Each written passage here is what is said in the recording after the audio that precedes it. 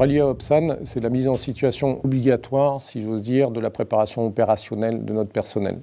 Vous savez que notre chef d'état-major de l'armée de terre souhaite que nous soyons toujours prêts à répondre aux besoins des nouveaux conflits. Et donc nous avons le devoir de cette préparation opérationnelle adaptée aux situations tactiques d'aujourd'hui et de demain dans le cadre de la haute intensité. Donc là tu passes un doigt de ce côté, hop, pour vérifier, et un doigt de l'autre côté. On ne mettra pas le doigt au milieu parce que là tu as la plaie. Et si tu mets ton doigt sur la plaie... Après une formation de 7 semaines, on arrive au rallye de synthèse qui se déroule sur 2 journées avec plusieurs ateliers. Le premier atelier de ce matin, donc c'est l'atelier Fermette. Cet atelier il a pour but d'évaluer nos auxiliaires sanitaires sur le Ryan. Donc le Ryan, c'est la suite d'une prise en charge effectuée par un secouriste au combat de niveau 2.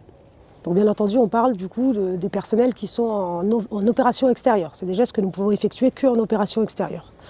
Et une fois qu'il aura fait ça, il va faire ce qu'on appelle l'évacuation. Vous avez pu voir qu'ils sont allés chercher du coup un brancard avec un plan dur si jamais il a un collier cervical parce qu'il est traumatisé. Et ils vont préparer l'évacuation dans le VAP sanitaire que vous voyez juste à côté de moi.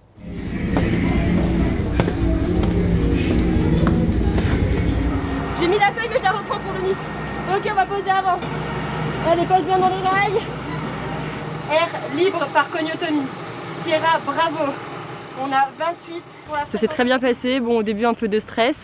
On nous met un peu dans le rouge pour que l'adrénaline monte bien. C'est efficace. On arrive, on traite le sujet directement et tout se passe très bien. Donc demain, on va commencer dans le VAB et on va faire la réévaluation. En fait, on va finir le Ryan. Donc on va regarder les constantes. On va vraiment continuer à stabiliser notre blessé.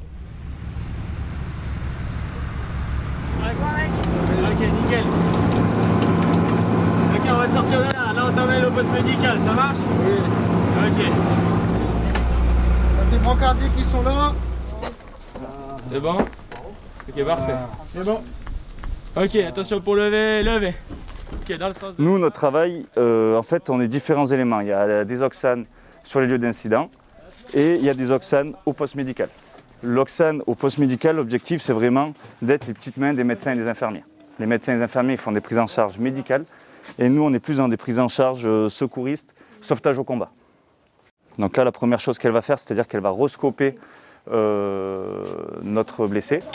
Donc elle va prendre une tension, une SPO2, elle va remettre la victime sous oxygène et elle va réévaluer son blessé parce qu'il se peut qu'elle ait décompensé.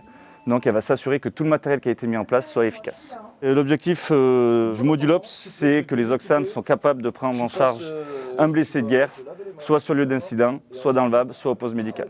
C'est vraiment ces gestes-là qui vont réaliser dans les opérations extérieures type le Mali. Aujourd'hui, je viens de passer mon rallye du Modulops. Du coup, je viens de réaliser un marche Ryan sur un blessé. Là aujourd'hui moi j'ai été évaluée sur un polycriblage, donc en fait c'était une situation, donc un blessé qui avait été brûlé, donc au niveau du visage, des 2 bras et du thorax. Le plus important c'est de se fixer sur nos conduites à tenir. Si on connaît nos conduites à tenir, même dans les situations où on nous fait monter le papiton comme vous dites, on peut y arriver, il faut juste réussir à garder sa conduite à tenir. J'aspire à partir en mission extérieure déjà, peut-être pourquoi pas sauver des vies un jour, j'espère.